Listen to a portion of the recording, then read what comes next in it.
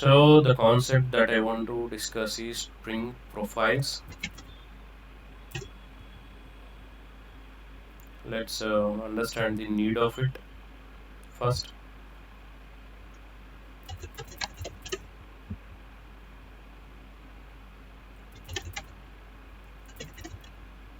Profiles,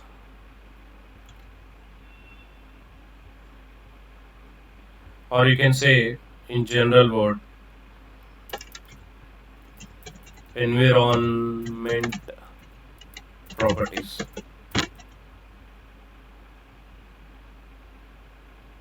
Environment properties. Okay. So basically here during development, right? Once we decide to implement something, a microservice or a Spring Boot application, we create a skeleton of the project, right? We create a project structure with all dependencies, and we start implement from there. Even before that, what we do before creating skeleton in your local machine, we create a project and we start working there. Before that itself, before coming into our local itself, before coming into our local itself, we create a project, right? We create a project in our Git or Bitbucket. We create a repository. We create a repository there first. This is the first step we do, isn't it? While starting with the project. So we create a repository here. Create repo. Simple, right? If you log into Bitbucket or Git,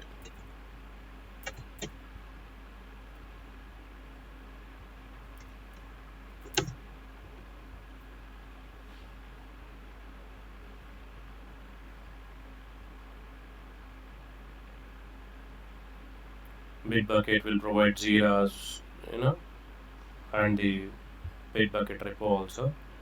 So you can use Bitbucket or Git. I think I have both.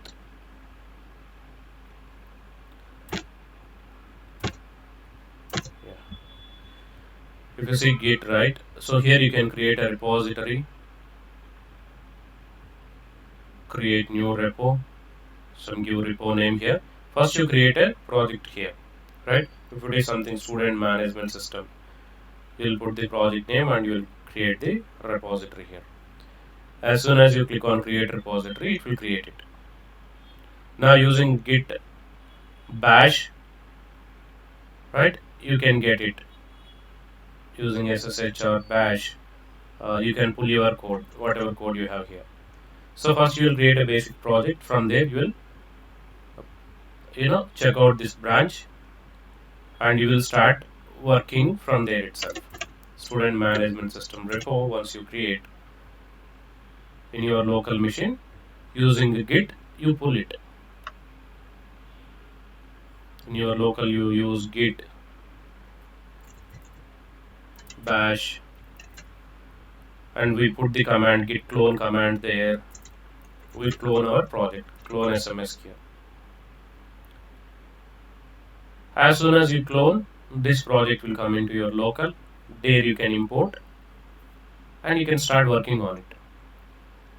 While creating this repo, there will be many branches people used to create, right? There will be many branches they used to create in the repository.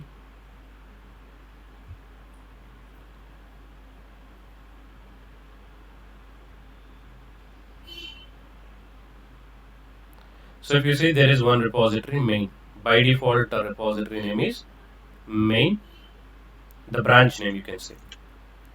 This is the default branch that is created.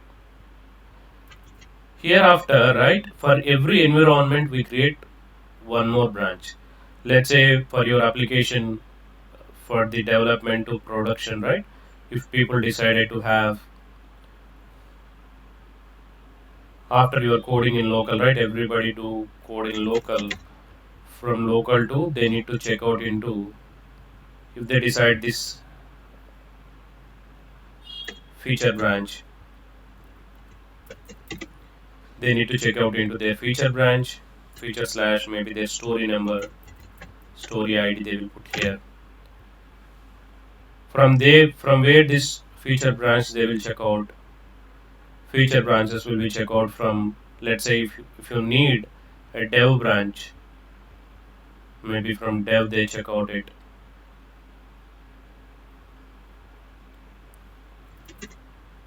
So everybody will check out their feature branches from dev branch.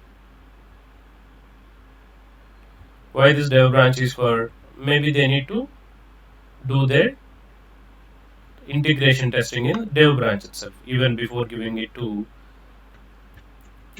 SIT, they want to test here.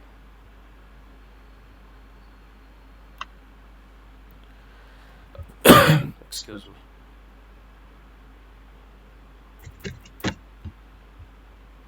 So here I have developer A, developer B. While they coding, they will create their feature branches here. A developer and B developer. They create their own feature branches and they'll check out code into local. They work. As soon as they completed with their task, they will check out. They will commit code to feature branch. From here, they will create a PR for the review. Let's say if review is required before dev. Once code review is done, they will commit the code to dev. And this dev environment is for integration testing. So developer wants to integrate his code with the existing code. Maybe multiple people if they work on same feature, right?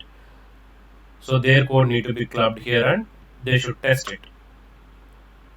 So maybe in dev server they want to test it.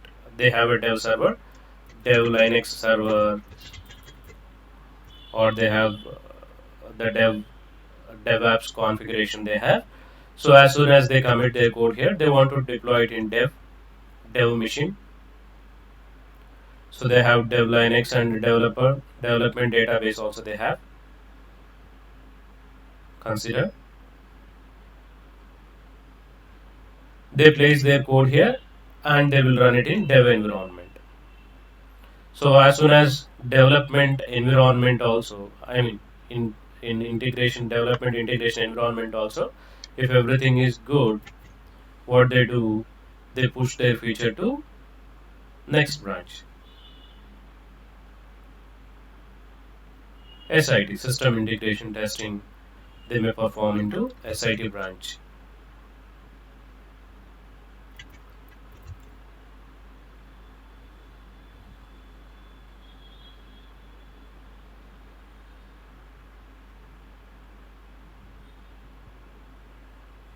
SIT branch. So here in SIT, tester to test the code, he want to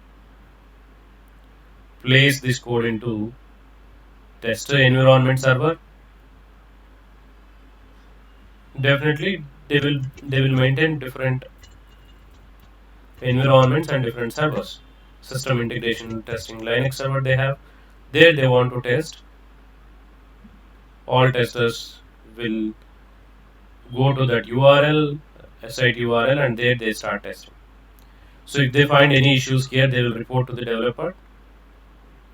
So developer will check out the latest code and he will add his changes or whatever issues he will fix here.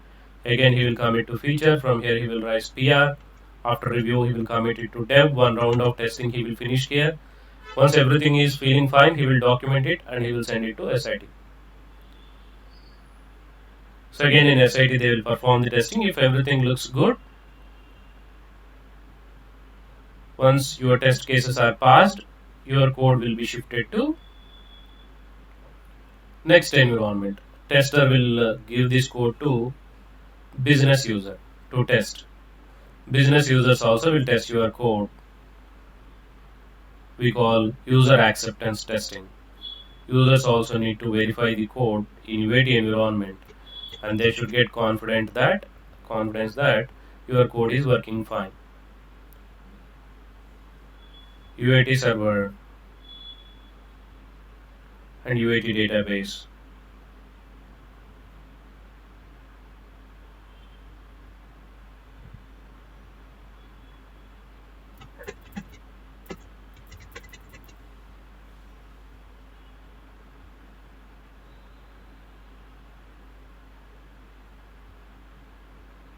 they want to place code here.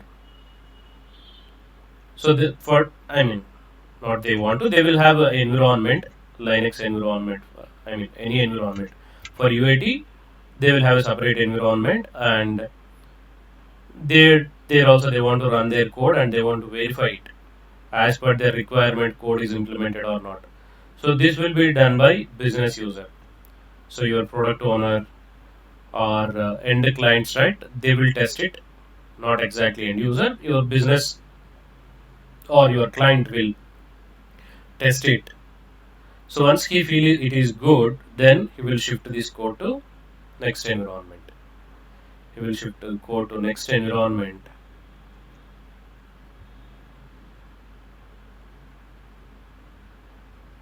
Not he, actually developer. Once he agreed, right? All this job will be done by developer only. Okay. So after UAT, developer will go to production also. Production. When they say everything is good, they will give a timeline for the production. So everybody joins that day and we do the production checkout. We do production deployment and checkout we do there. So the code will be merged to production branch. The code will be merged to production branch.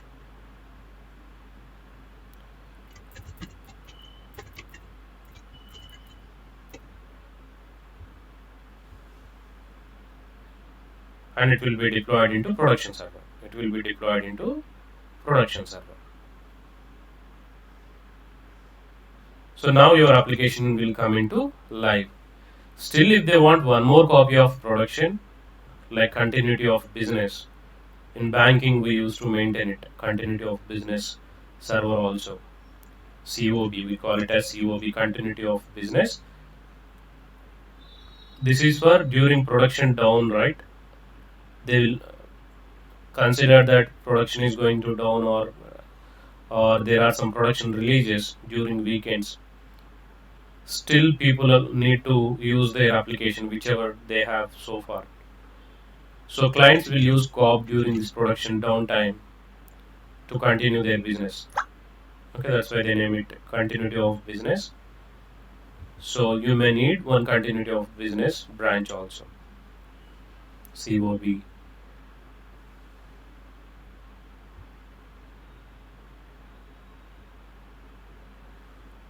And for COB also you may have different database or may use same database. It's your choice. So you have COB database also. As you see, right? Not only as you see your application, right? Not only working in your local, it should go beyond your local. It should go to development environment. From there, it should pass your code, and it should go to SIT, UAT, prod, COP. Okay, many environments. Your code need to switch it into many environments, and in each environment, your code should work. Correct. While working in local, consider you have a local database. Okay, so a dedicated database given for local development. Everybody is connecting with this database. So your local application, right? When I run from the Spring Boot STS or from the command prompt in my local applications are connecting with some local database. So they given one database instance here for local. Maybe they named it, or you name it local DB. So it is connecting with local DB. And when you shift your code to dev environment, automatically where do you write this code? Local DB connection logic. You will be writing in your properties file, right? During development time, you will be configuring this local DB properties. Where do you configure? In your application properties file, URL, username, passwords. We do configure them here. The driver name, URLs, username, passwords. Which environment data we should configure here? Local environment. As I am working in local environment data I need to configure here. But when I switch my code, I have local environment database configurations. So this DB configurations I have here, local DB configurations I have here. So while working in local, it will connect with local database. As soon as I push my code to dev environment, and when it is deployed into dev server, it should connect with dev database. So as a developer, do you need to address this or not? Or you will simply say, no, I worked in local database connection is working fine. I'm not responsible for dev. You need to configure dev database configurations also. So I have dev DB, schema name itself considered dev DB. So your code somehow, as soon as it switch into dev environment, it should connect with the dev database. How your code knows that it need to connect with this dev database? And how it knows that your code is being deployed into dev or SIT or UAT? How it will differentiate it? Same code only you will push. You don't maintain different code. For all environments, the same code only. Code is same. Whatever code you have here, let's say version if you release, the version is something 1.0 or 1.1 version code you released, same 1.1 only will be deployed here. Same 1.1 only will be deployed here. Same code only will be deployed everywhere. But how it will differentiate your environment and how it will connect with the different database configuration? How do I do that? So how you can do that is, for each environment you can maintain one more properties file here during application coding, right? This is simple way of coding. Application properties file you have in your code. This helps you to connect with your local, or application properties file you can use to put common properties, common for all environments during creation of your properties, right?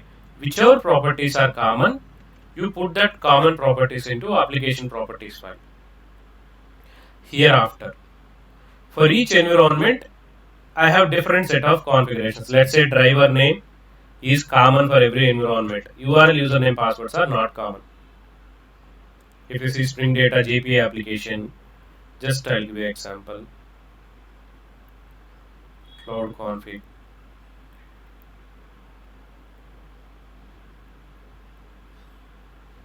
Cloud config.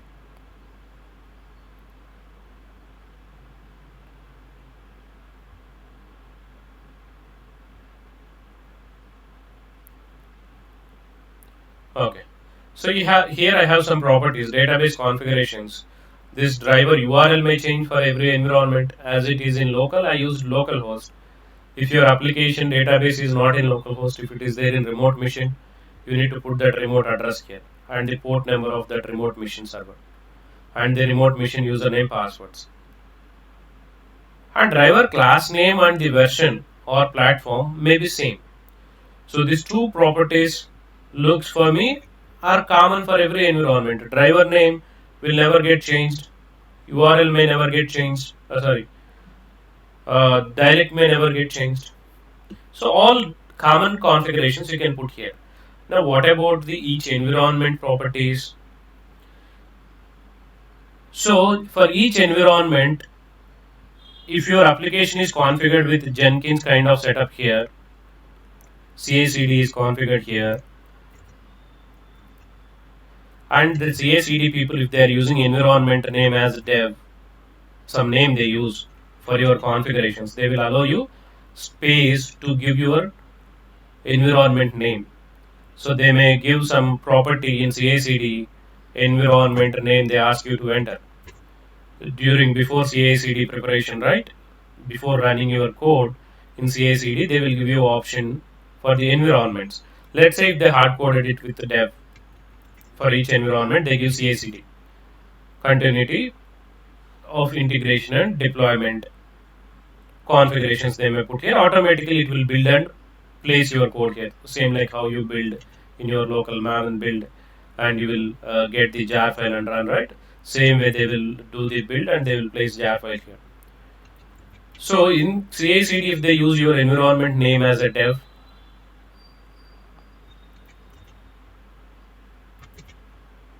UAT, SIT, UAT, like this. If they name with your branch name, or if they put something their own names here, required names.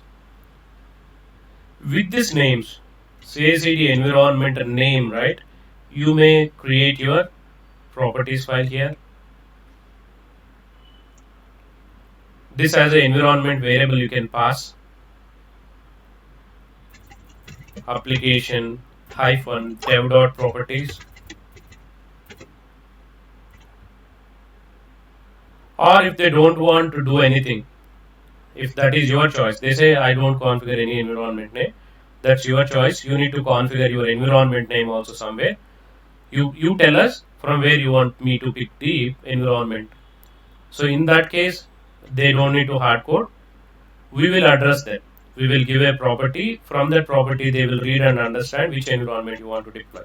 Let's say I have my environment names dev, SIT, UAT. For each environment, I want to maintain different set of properties file. You can maintain it. UAT, prod, cop.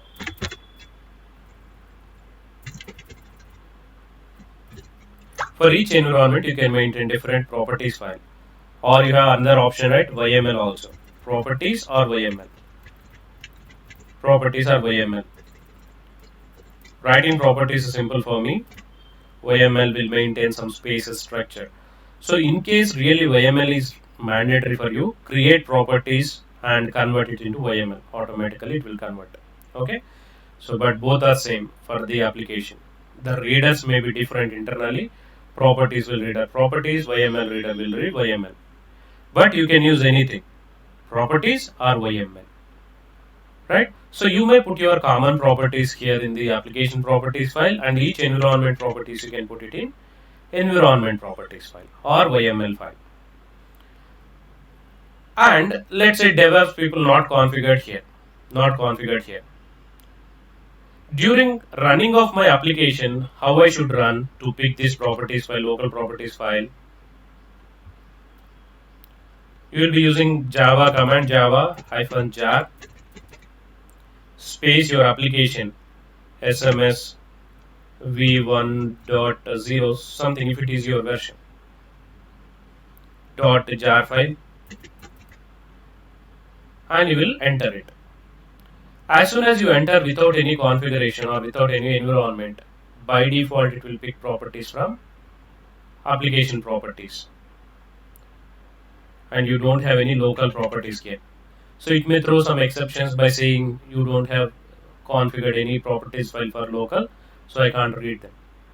So you may configure a local properties file also here, application.properties for local.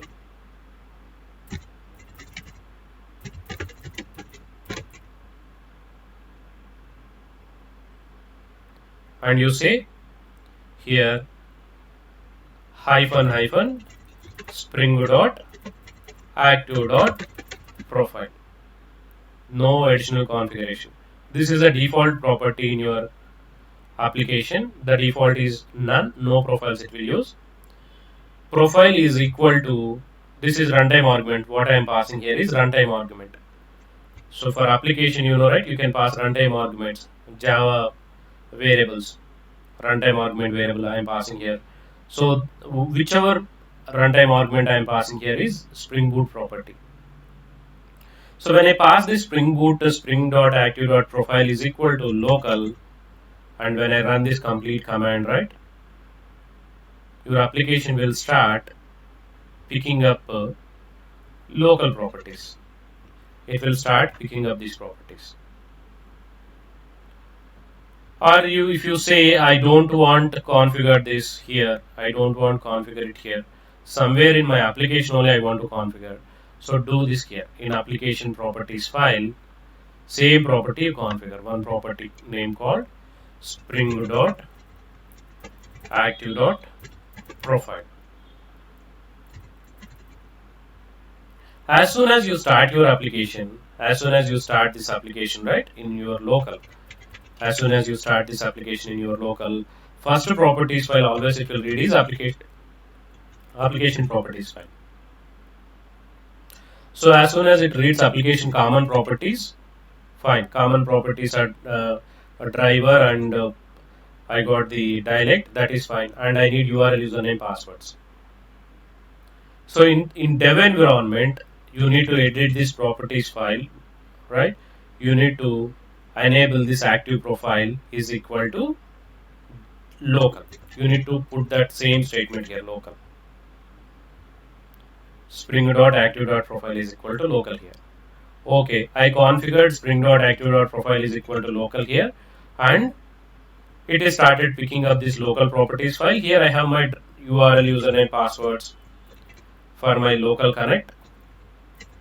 So it will connect with the local database, so I can able to run my application and check it. As soon as I shift to my application to dev environment, and if you run your code or if you try to place your code in dev Linux machine and start it, it will go and connect with your local machine only. From here it will go and connect with your local machine only. Because in common properties file you have configured a property called spring.active.profile is equal to local. So it will visit this local properties file. In that local properties file you have local database URL, username, passwords. It will connect with this database. So dev should connect with dev database only. A dedicated dev database is there. So what you need to do before deploying your code, right, using CI/CD or before placing your code here, you need to do one thing. Here in dev environment, right, you need to go to Git. You need to go to Git wherever you have the dev branch. Let's say if I create a branch here.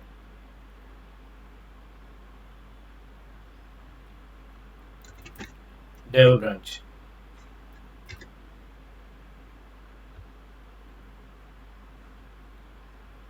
So now I have two branches here, main and dev. So inside dev, you need to, if there is application properties file, right, there you need to configure, again you need to edit your file from the Git. There you need to change this name from local to, you need to do that edit before deploying it, right, in dev server. You need to edit your properties file in dev inside Git, right. Git is the source for CI/CD. CI/CD will get code from Git only. Under your Git, go to your application properties file. There change the profile name to dev. You need to do this edit and commit there. Directly you can do changes in Git and commit. Edit Git file and commit there itself. Now, as soon as you start CI/CD, it will look into your application properties file. Inside application properties file, your spring active.profile is equal to dev. Here it is dev. Then it will go inside the dev properties file. It will check for the URL, username, password. For the dev server, you will be configuring dev URL here, dev username here, dev password here. You will be having different set of configurations here for dev. Same way for other environments if we have. Excuse me. So as soon as you give dev profile name and you start your application, while your application is running, right, your application will try to pick up the properties from dev properties file. So whatever dev configurations you have here, that dev configurations only it will use. So during your connection pool creation or connecting with your database, it will start picking up dev environment database. Same way, as soon as you push your code to SIT, in SIT branch, you need to go and change this property. You need to go to your SIT branch.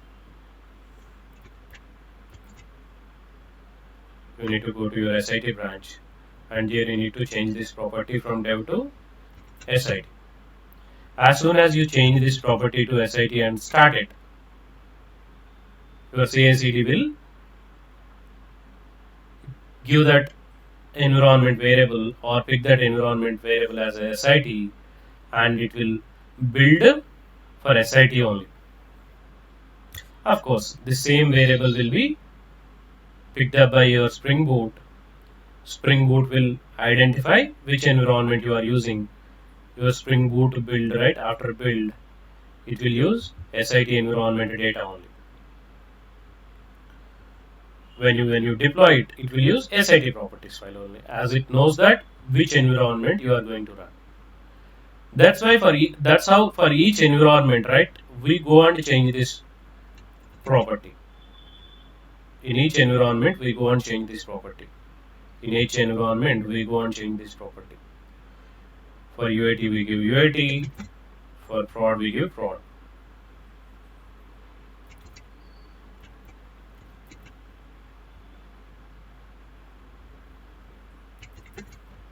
So based on this profile property, it will identify, okay, which environment you are running in which environment you are running in. Based on that, it will pick up your properties. So this is very, very important to Spring to identify which properties it need to pick up. Okay.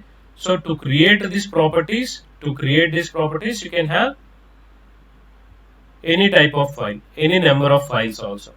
You can have any type of file and any number of properties files you can have here. For each environment, one file you want to maintain, or for all environments only one file you want to maintain, it also you can maintain it either with properties file or YML file. Any questions so far?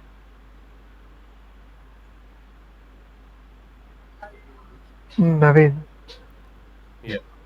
So, how the dev environment, sit environment will pick application hyphen dev application hyphen sit on its own when we deploy? No, as it is part of your code, I'm Mm-hmm. telling that you need to replace this property in your properties file. Properties file Yeah, your properties file only. yeah, yeah. If there is only application dot properties Hmm. and we are having all the common properties, then in that when we Huh. go to dev, you are saying in dev environment we must replace change that to dev and we must commit. In SIT we must change it to SIT and we must commit. But at the starting you said that CI/CD we can give environments like an env equal to dev, env equal to SIT for dev environment and sit environment. Hmm. Then in that case, if you give dev, it will automatically pick up application hyphen dev When dot you give property. dev, what it will do, when Mm, you give environment is equal to dev here, during runtime, right, it will pass this argument. It after build, right, after building your code, DevOps also, mm, CI/CD also need to run this command end of the day. I have Linux with mm, Java here. That is fine. mm, You have Java here and Linux. Who run that command? Java space. This command need to be run, right? CI/CD is basically mm. they will run commands for you. The same command it will run. While CI/CD Okay, running that command, it know that you are using dev environment. So they will place okay. here dev. This command they will hard code inside CI/CD. If you go there, they must have this command there because the Mm, CI/CD only end of the day it should run your SMS var file, jar file in your Linux machine, okay, right? okay. This Instead command of they will prepare. Instead you running mm, it, CI/CD will run it. mm, In local you are running this command, where in your place CI/CD will run this command for you on that Linux machine by placing profile equal to dev. okay, so like this, it is picking up dev profiles, SIT Exactly, that profiles, is what everything. CI/CD is doing. Mm-hmm. Okay, CI/CD means Jenkins, GitHub Jenkins. Actions. Yes, Git pipeline Mm. or Jenkins pipeline. Pipeline means nothing. The Environments sequence will of be stored actions. in secrets. Yeah, Like we will environments. give in some There will be secrets. yeah, Uh, there will be mm, some script file for them. When you log mm, into particularly Jenkins dashboard, right? If you guys experienced with right, Jenkins dashboard or view, if you see.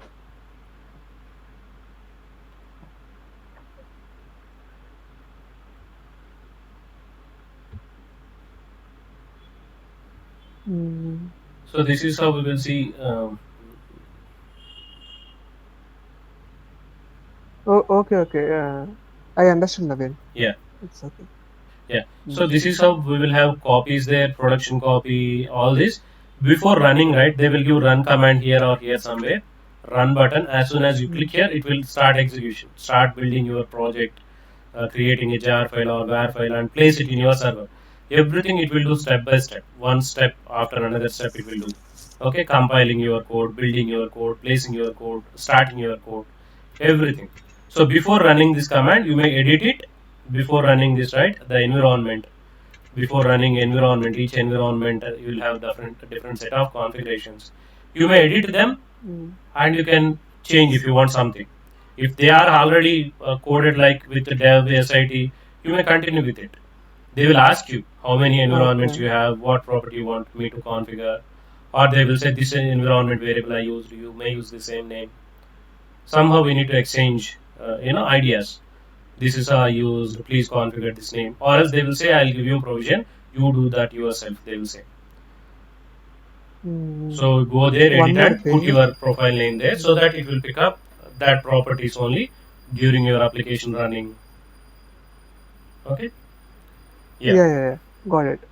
Actually, this SIT is there, right? In our company's project also, we use this SIT dev and SIT only. But I used to think this one as IST. Why they are naming it? Actually, I thought that they Integration test named by mistake environment, SIT.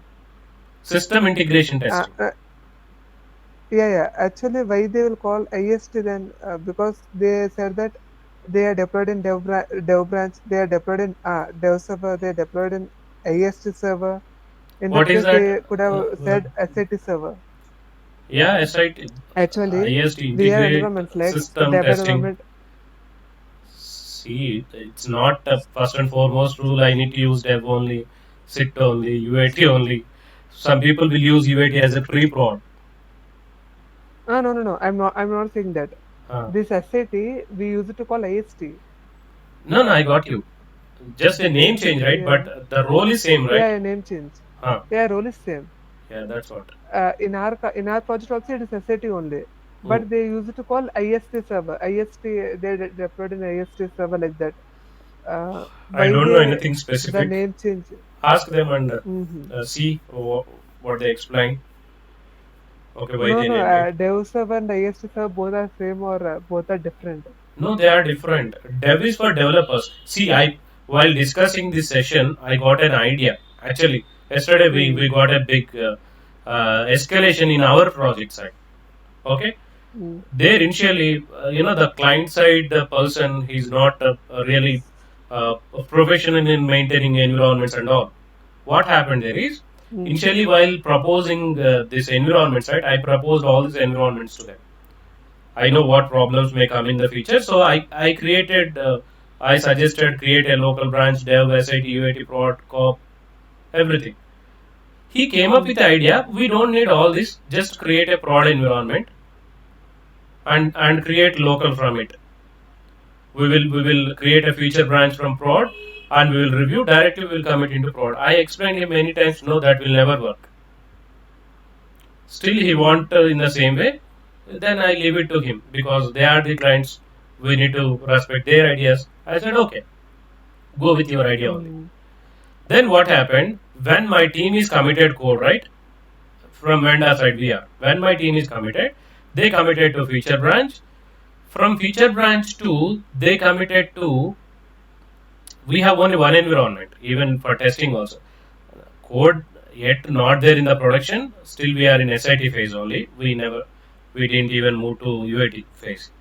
Okay, recently started.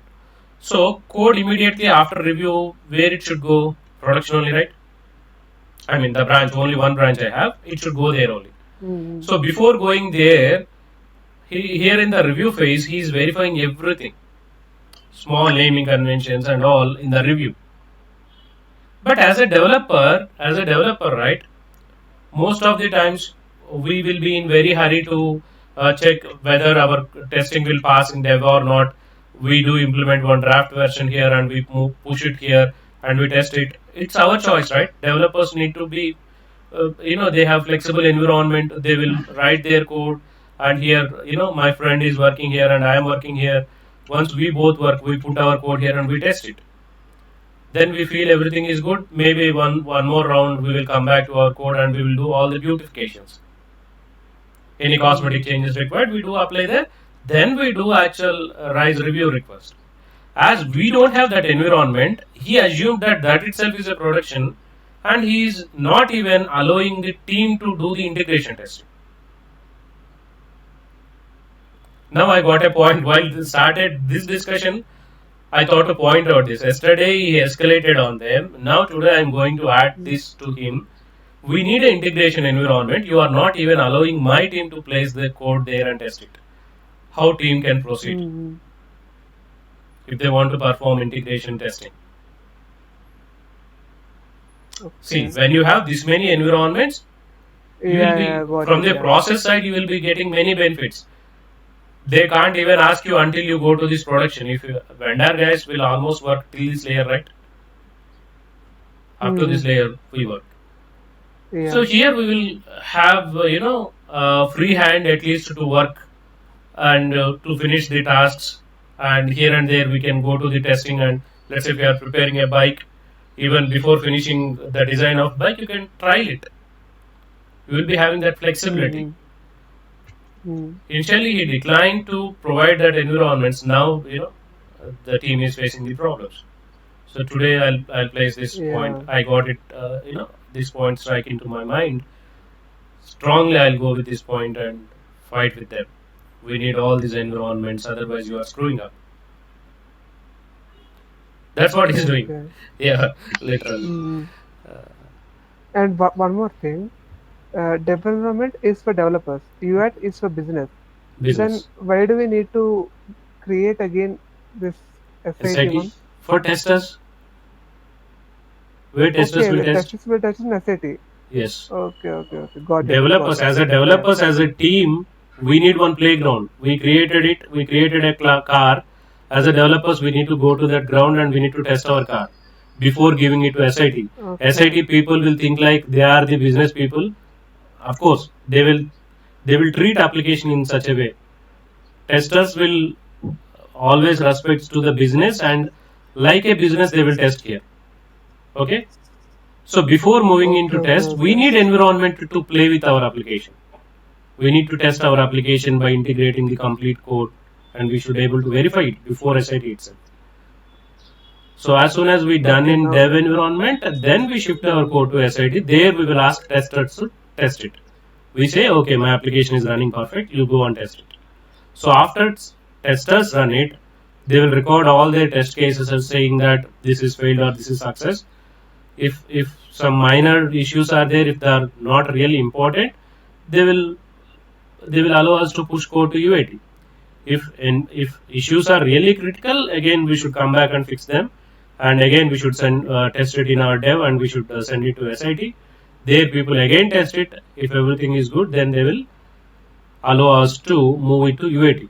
Once it is moved to UAT, actually business people will start testing. As per their expectations, the code is there or not. Not only that, before going into production, right, this pre-production environment will have almost equal or same environment. Same configurations we will maintain here, just to replicate before going to production, right, whether our application is running in that particular replica or not. If there are any issues, here itself we will find that issues. Before prod itself we will fix them. So same, same like environment we create here.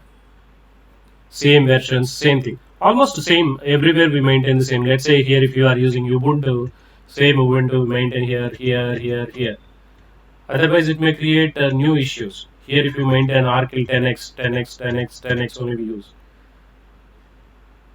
Right? During setting up environments, we need to maintain same or at least compatible versions. Same or compatible versions we need to maintain. Otherwise we will see new issues when we move it to the higher environments. Okay. So basically here from the application side, as a developer, you should have multiple properties files or a properties file for multiple environments, or a YML file. In Spring Boot, they support both properties and YML. There you need to configure your application properties. Okay, let me give a simple example.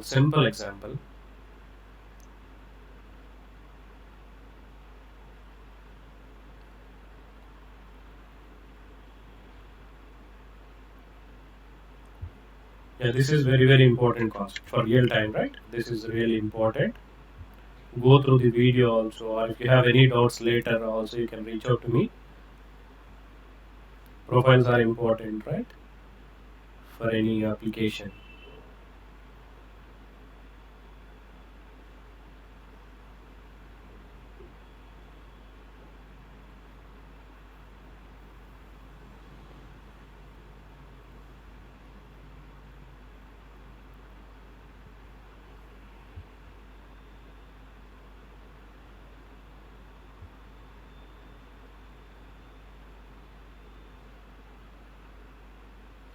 Let me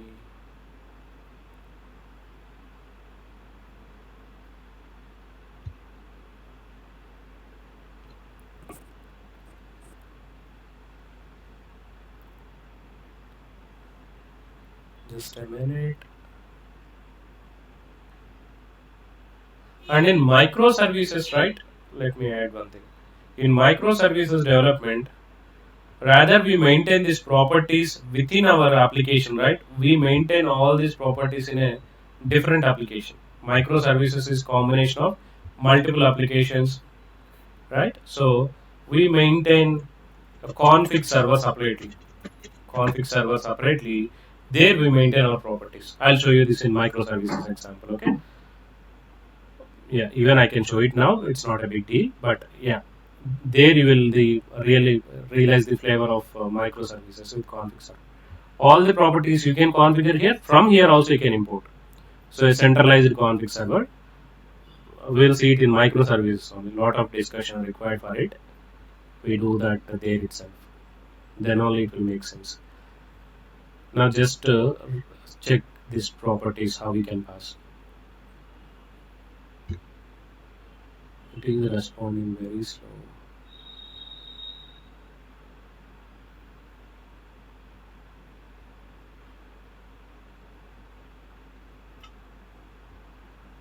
I'm creating a project, new project, Spring Starter project.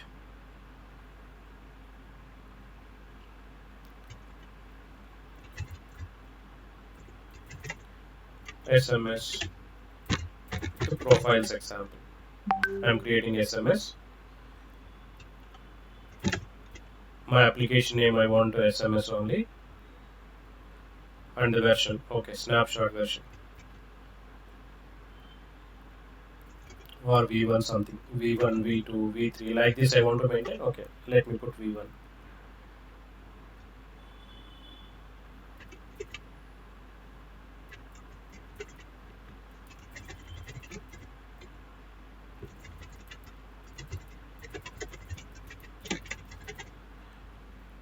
Next. So I'll be using simple web dependency.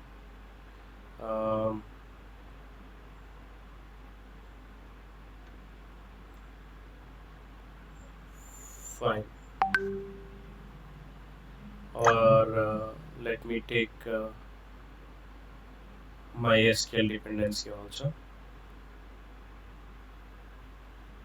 Let me do a small CRUD operation.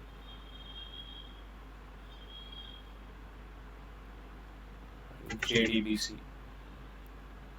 Spring Data JDBC, or else I'll just use simple JDBC only.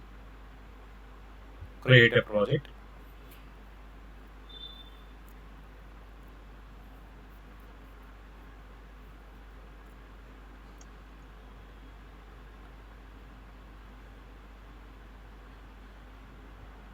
Project is getting created. Almost. Yeah.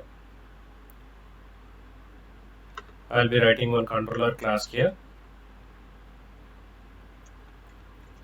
Com.rview. app.web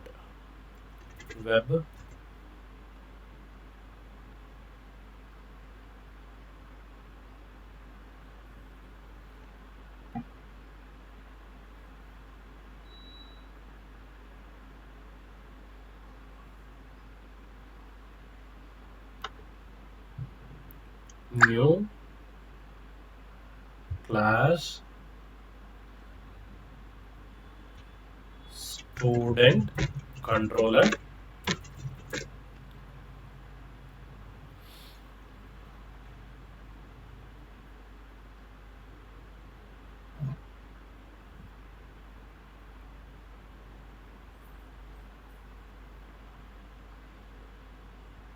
Just a minute.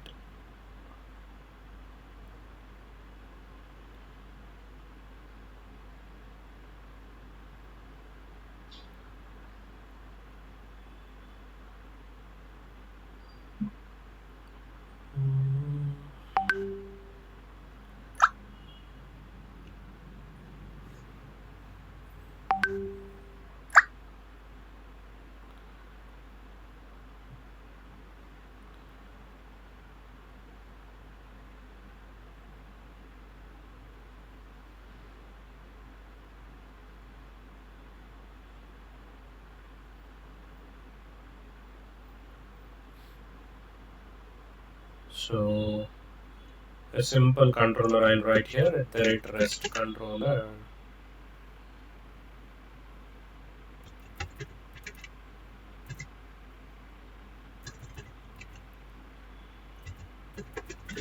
Public int create a student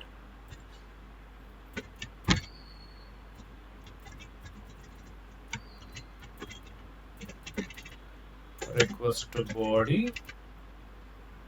I want to take a student object as an input here. Let me create a class. Create student bean class.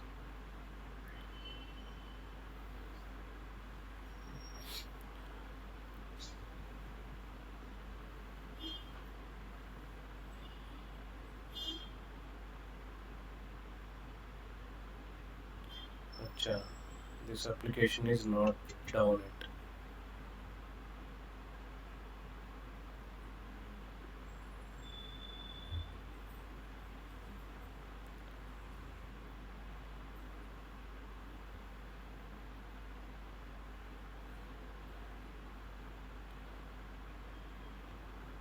Just a minute.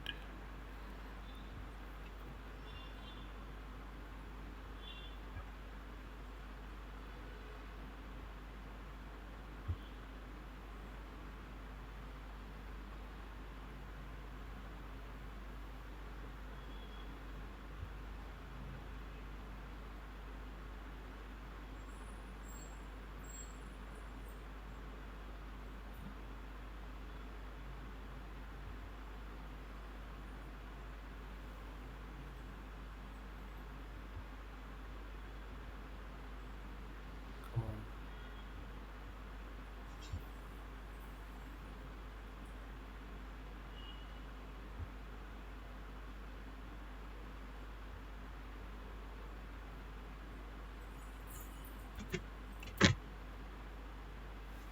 Just a minute.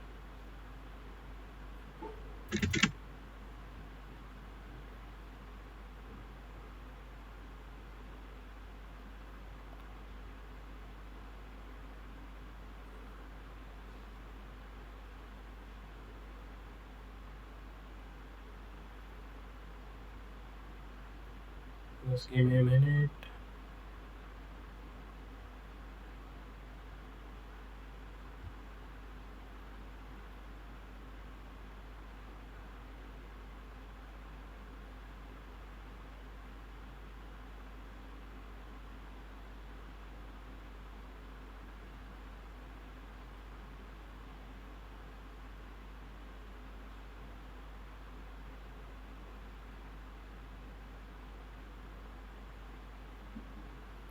Yeah, STS itself I could have restarted.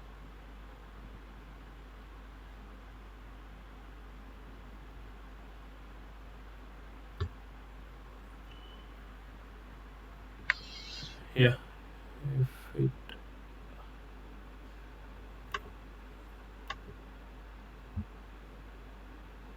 let me check again.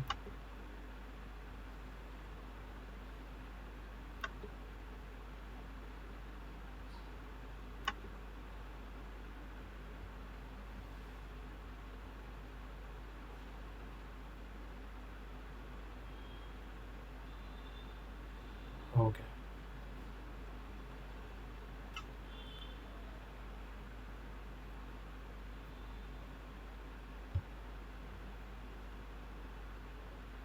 So Naveen, multi-tenant applications could have like a multiple database for the each tenant.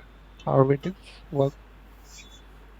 Microservices or multi-tenant means Mm, country-wise you have different app. Yeah, means different vendor wise, like we Hmm. have a different customers. So based on that, So how we it's, can managing those data? yeah. So you are saying you have only one application and you are having multiple vendors accessing Mm, it. Right, right. So for each vendor you want to maintain a different schema, you can maintain it. So based on the vendor, you can switch your calls to different schemas. Vendor-based schemas you can create. So one vendor data, another vendor may not see. If they are both in the same database, right? Somehow, you know, sometimes they may fetch the information if somewhere condition is missed, where vendor name is equal to something, right? They may fetch and see all the data. So if you can maintain at least a different schema for them, all right, and based on the vendor whoever is logged in your calls decide that which vendor came in, and from there you navigate to a different set of connection configurations to him. But again, it's What very means you are complicated architecture wise it will be very complicated. right? Otherwise, if you go with microservices, you can deploy two copies of it. One copy you can give it to one vendor, another copy you can give it to another vendor, and you can have a separate database schema altogether. Mm, okay. Yeah. Thank you. That's how you can, you need not to worry about the data visibility or the data losses, or we should not tightly couple Okay. all the vendors together. Mhm. Or else your code should be, strictly should follow that where conditions everywhere while inserting or while getting data, while deleting data. You should be very careful. So controller, Okay. let me create a pozo class, SMS profile,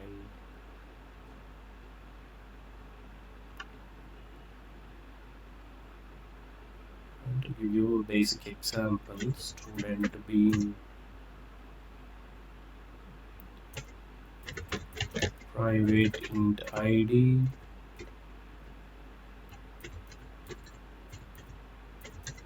private string name,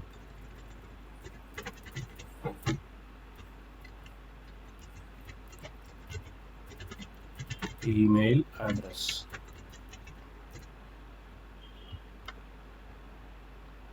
Generate setters and getters, or else use Lombok setters and getters. Lombok is simple. Just put a data annotation here and setter getter annotations. Okay, anyway, I created it. Now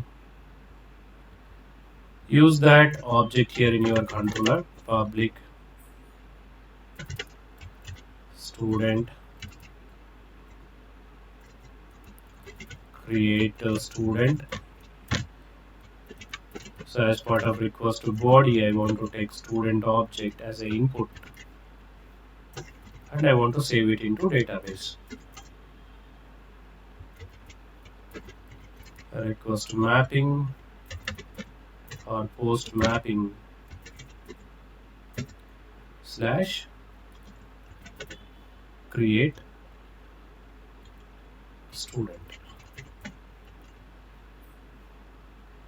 So as soon as I get this request, here I want to save it into database. So for that, I'll write a DO class.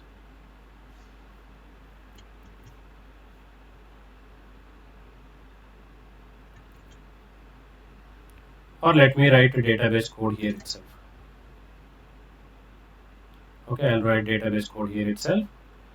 So let me put private string driver name,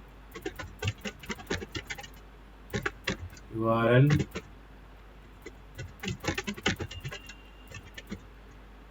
imagine that this code you are writing in DAO only, okay? Just for quick verification, this helps you. But this is not good practice, okay? Now using this driver name, URL, username, password, I can connect with the database and I can store this object. So here you may have the code.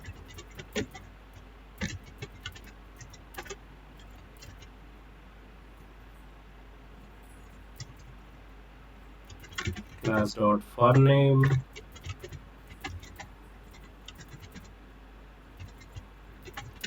driver manager dot get connection, URL, username, password.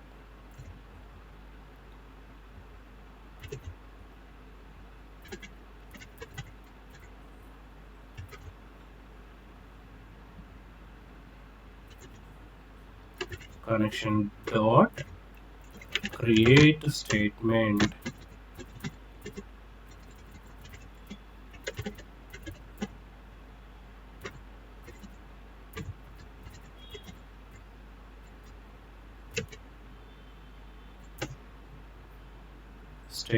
dot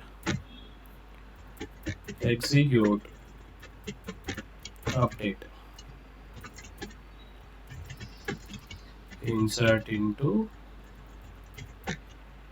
student values. So I want to insert ID, name, email, address.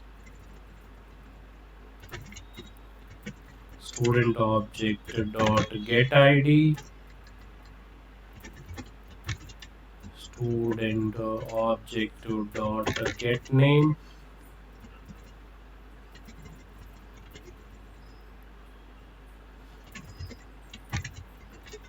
get email, get address.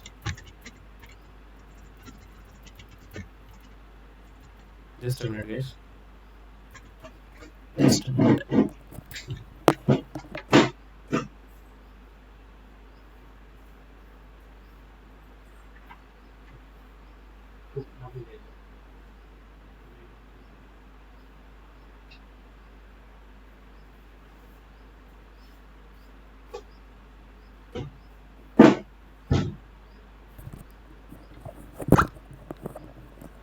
Okay, and then so you insert it.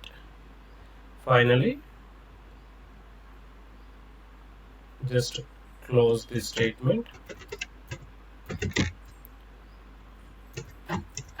close the connection.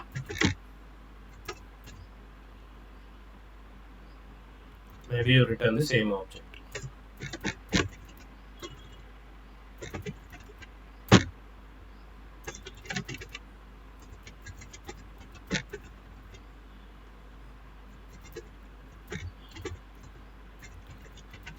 Now to function this code, right? Now to function this code, to work this code, driver name, URL, username, password, I need to pass. Excuse me. Instead, I pass that data from properties. Yeah, instead I configure it here, hard coded it here. I'll pass them from properties file. I have default properties file. If it is for all environments, I can hard code here. Server.port is equal to 9090, and let me configure my properties here. Okay, my application sms.driver is equal to, I want to put my driver name here, MySQL database properties.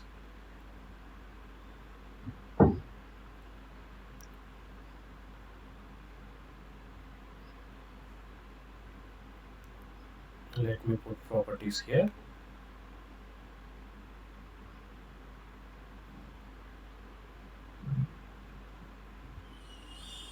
Just a minute.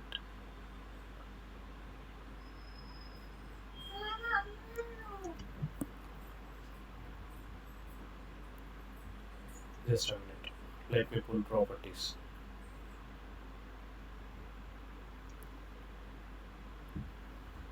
Yeah, it will take another 10 minutes. Okay, please be with me.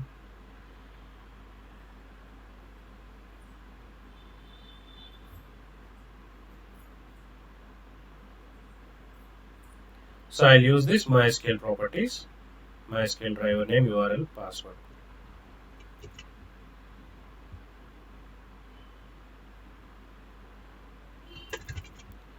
MySQL driver. This one is my driver. Yes, I am not using their names. Okay, Spring Data URL JDBC. If I configure, it will expect that I am using Hibernate something. It will try to create GPO objects. I don't want all that stuff. I want to create on my own. Driver name, URL,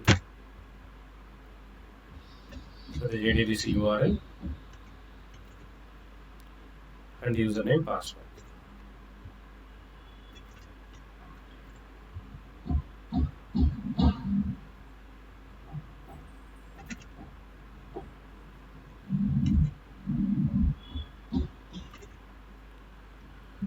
So now these properties I want to load there.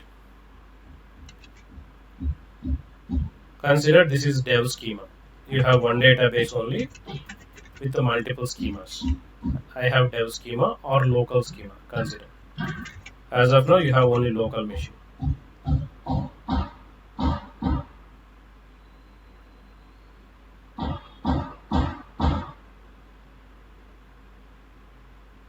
Okay. Now just run this application and see how it will work.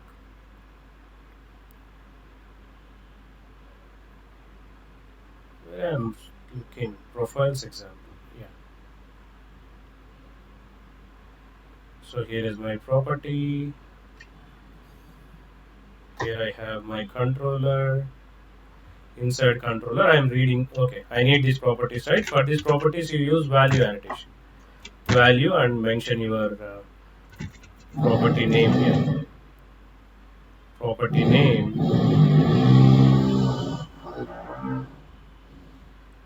SMS driver.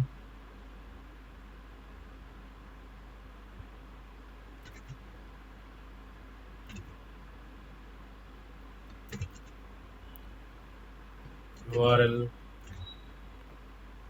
username,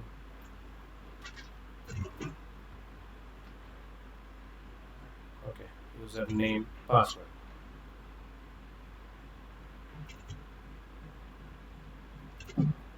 So the properties from properties file to here it will inject using value annotation. Okay, so the properties will come here. Now run this application and see will it connect with the database or not. I'll run it in debug mode so that quickly we can verify.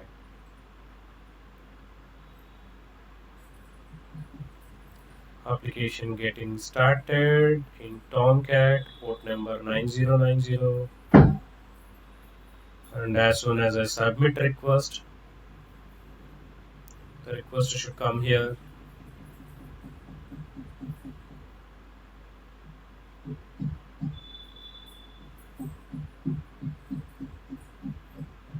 Okay. So let me trigger debug here. call create student method from Postman.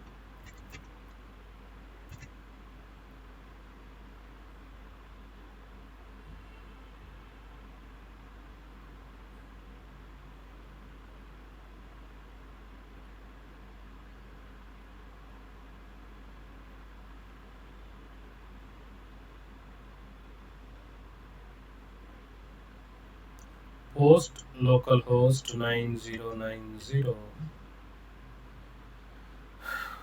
slash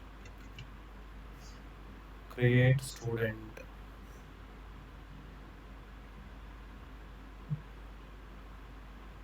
Just a minute. Just a minute.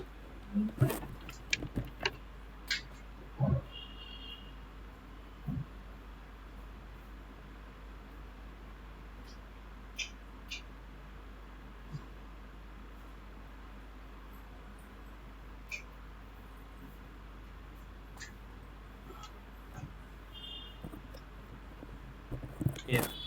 Create student. Pass data here as a JSON input. You can pass data here. ID,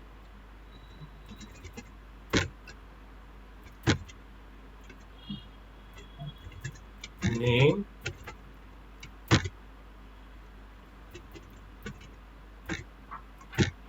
email, address.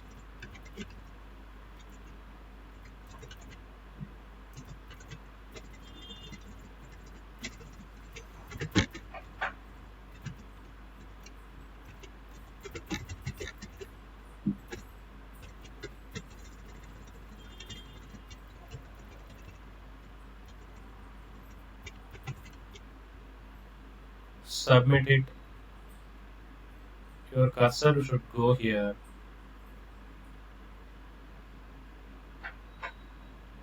and should pass your cursor. Come here, coming here, and see in student object you have your data. There is ID, name, email, address coming here.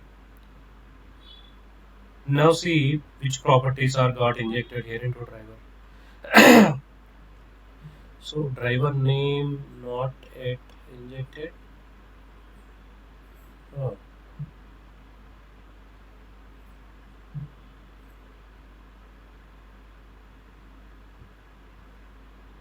is it expression is wrong? Do I need to put dollar?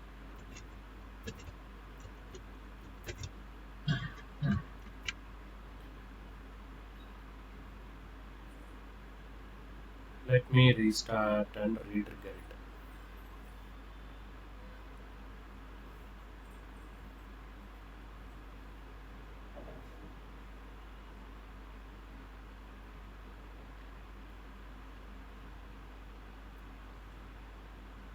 Submit.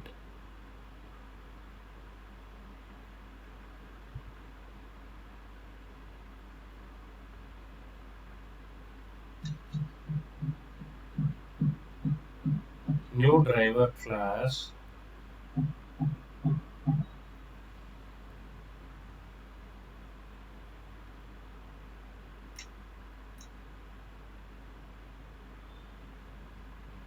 It is giving a warning or error.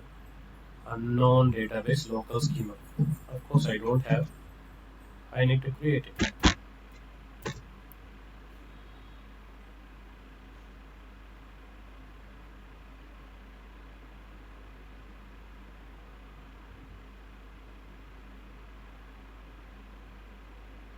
Create a database local schema.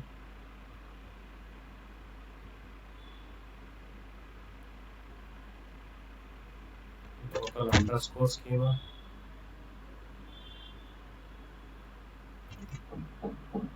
Then rename it here.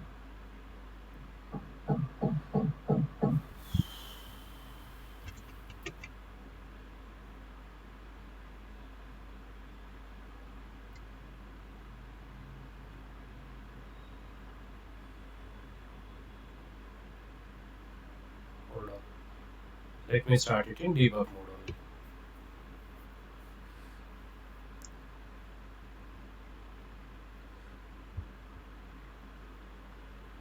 application getting started, and let me trigger.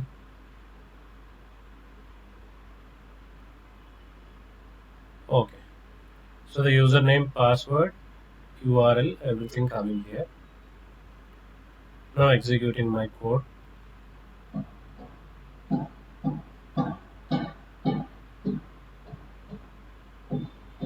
Class is deprecated, still I am fine.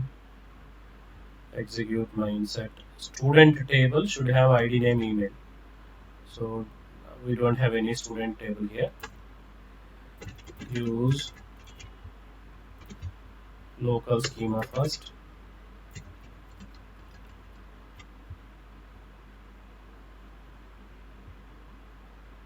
Create a table student in it with ID, primary key, name, email, address, bus.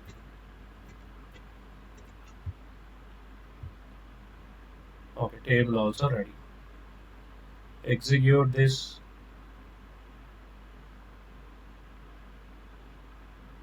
Okay, almost it went success. Still success, you got the response. Go and check it in database. Select star from student.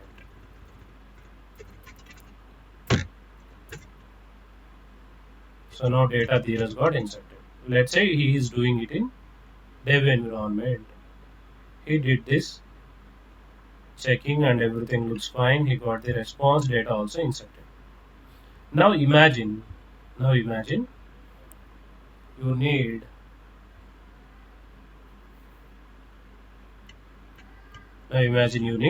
another environment. So then you create a properties file here, application hyphen dev.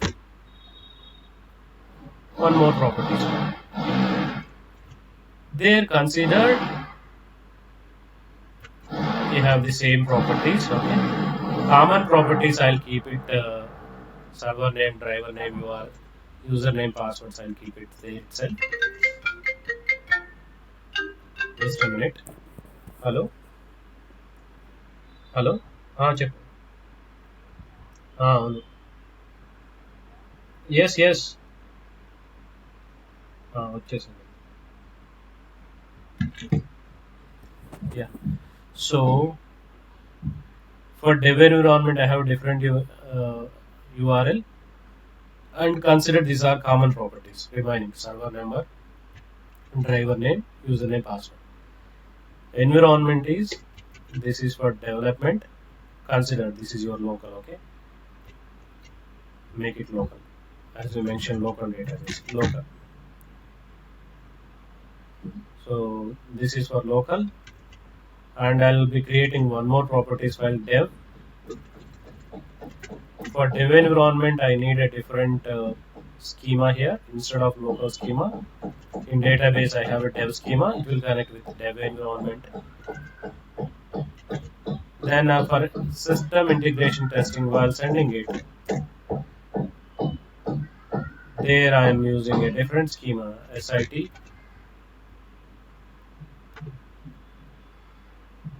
Yeah, bus 3 enough. You will be having like this UAT prod also. Now, before running this application, if I run this application now, it will not function properly. Because in application properties file, you have these 3 properties only and you don't have any URL. If I start it, if I start my application, it is saying URL is not there. It is asking from where I need to pick the URL. You don't know which environment you are running in. You have these properties only, and the specific properties to environment, you have it in a different file. Application hyphen local, application hyphen dev, like that. So now before starting your application, you need to configure it in such a way by giving this command, right?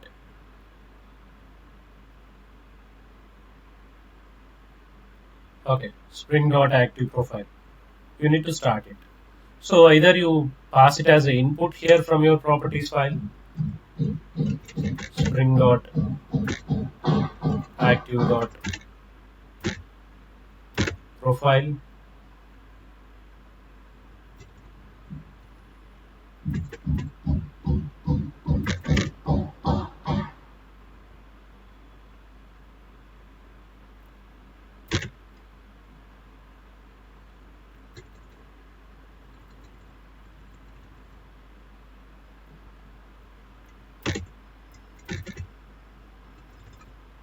Profile. Spring.profiles.active. Which profile you want to active? Profile. Or profiles, it's fine. Profiles.active. So I want to active local profile. You need to give local name here. Then it will understand, okay, apart from this common properties file, I need to pick one more properties. That is same properties file name hyphen local. So it will go to local properties file and it will pick the local schema. Now run it.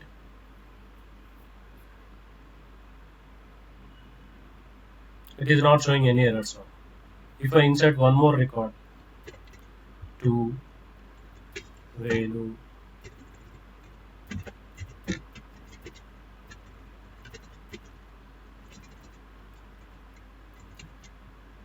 Chennai, send it.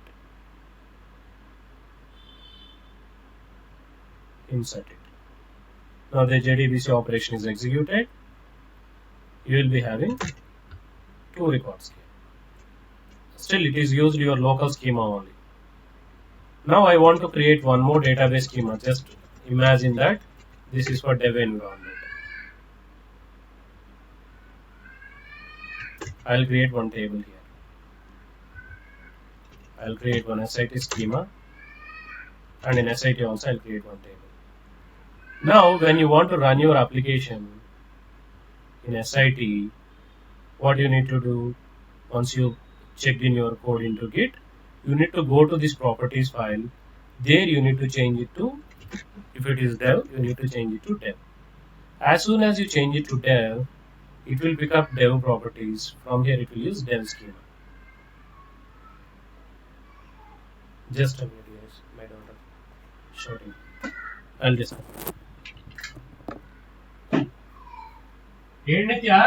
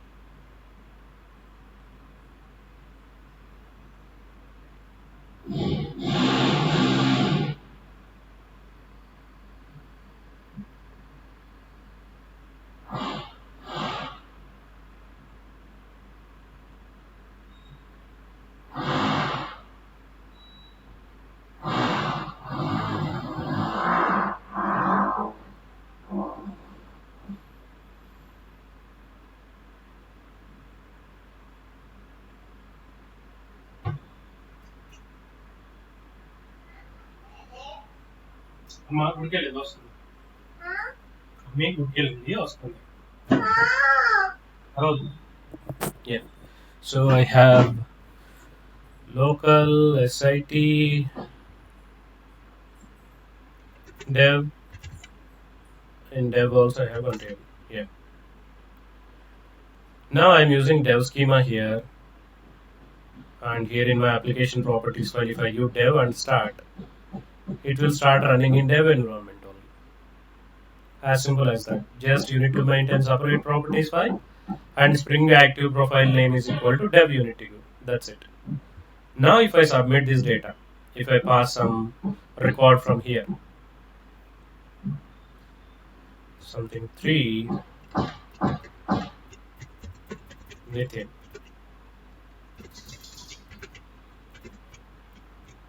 I don't know from here, HYD, submit.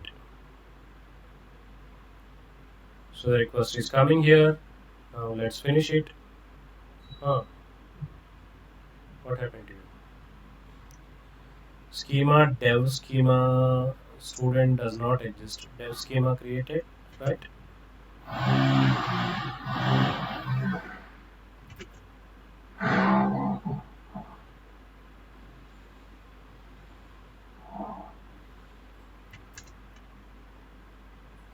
Oh god. Use dev schema, then I should create.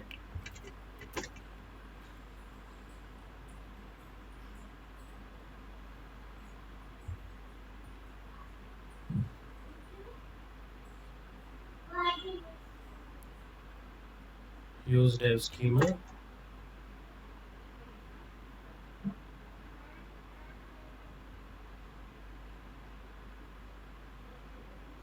How to clear this?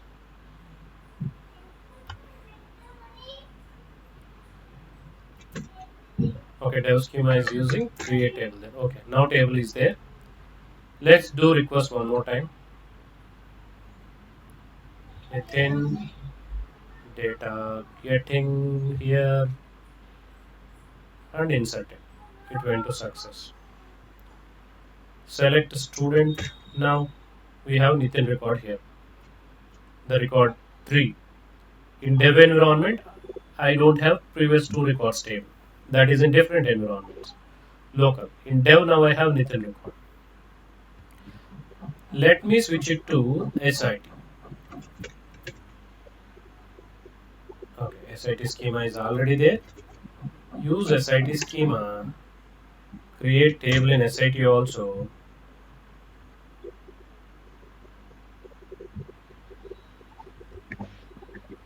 Okay, table is there in SIT. Now let me shut down. Okay, now imagine that you are moving your code to SIT.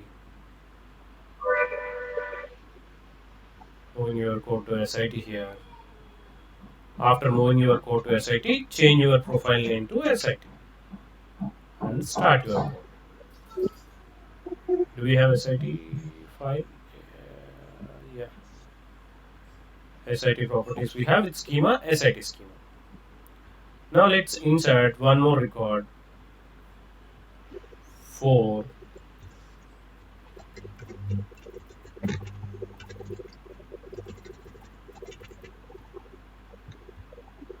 Execute it.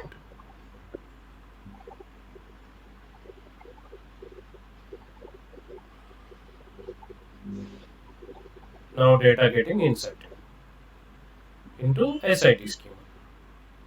So when I use SIT schema and select the table, I'll be seeing data from SIT table only. As of now, we have one record in SIT. 4th record got inserted into SIT. Okay. So this is how you can decide which environment you want to pick it during deployment. Okay. Simple. Just environment based properties files, you maintain it.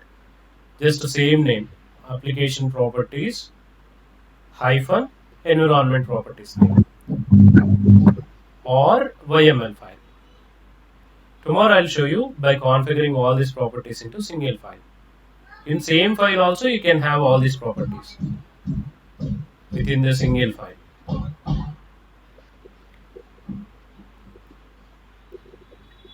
You guys clear?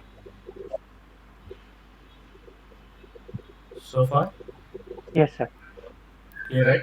Simple. Understanding these environments is simple, and configuring that profile also simple. But it is very important for application setting up profiles, because obviously we will have multiple profiles for multiple environments for any application like this dev, SIT, UAT, prod, core. So for each environment, for each server, you will be having different set of configurations. That configurations, if it is common, you do within the properties file, within default application properties file. If it is specific to environment, you will be having environment properties file. There you maintain it. And whenever you want to deploy it, right, you need to configure this in application properties file, or else DevOps people, as I said, right, if they wanted to pass during runtime, even during runtime only they want to use that property. They don't want to use anything here. So now how they do that? Same property, right? While running jar file, they will pass it. Let's say in debug mode, if I want to run in debug configurations, from the arguments, right, they will pass like this: hyphen hyphen Spring active profile is equal to SIT apply. This is something like running jar file, okay? Running jar file, like how you run jar file, right? Jar java space hyphen jar your jar name dot jar file, right? Hyphen hyphen spring dot active dot profiles, or profiles dot active, profiles dot active.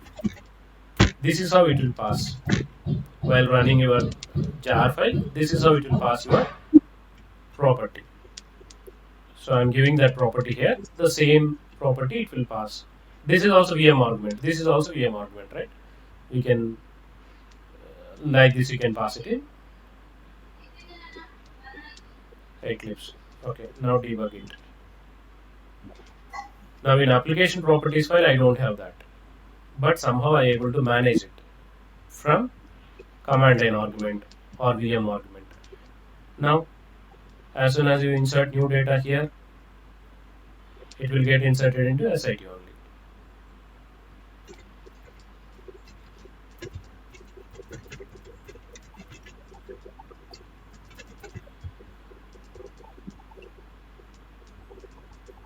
Data able to insert it in SIT.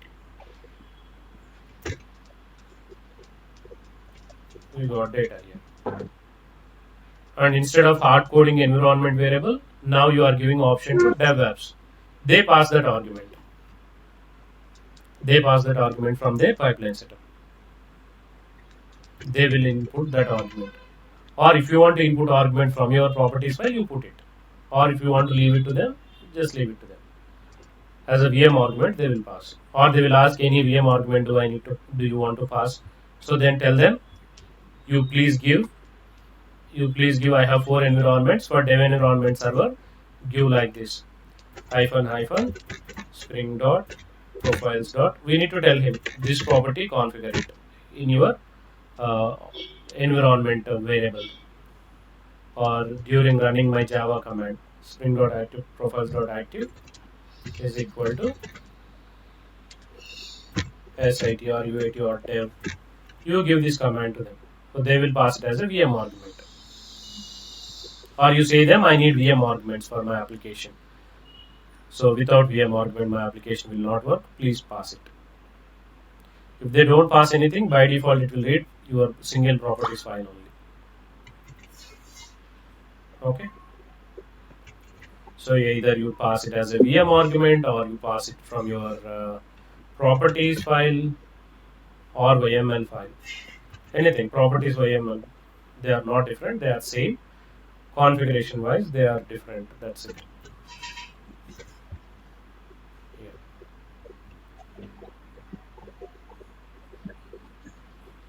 In 2 ways you can do that. From here you can do, or from your properties file also you can do. Okay, anything should be fine. Yeah. So if you guys cleared, just the same example. I'll extend something more and show you. And as you asked, profiles for Maven, right? We will see that profiling in Maven. In Maven, POM file also given opportunity to you to set up the profiles here. So where you have profile tag. So here you can configure profiles for your building, not for the execution environment. We did this profiles for our runtime environment. Here profiles are for the configurations, whatever dependencies you have here. So let's say you have dependencies of MySQL for dev, and you need RKL for prod. Maybe you do all that profile setup here, similar to the profiles which you configure. Okay, so that we will see.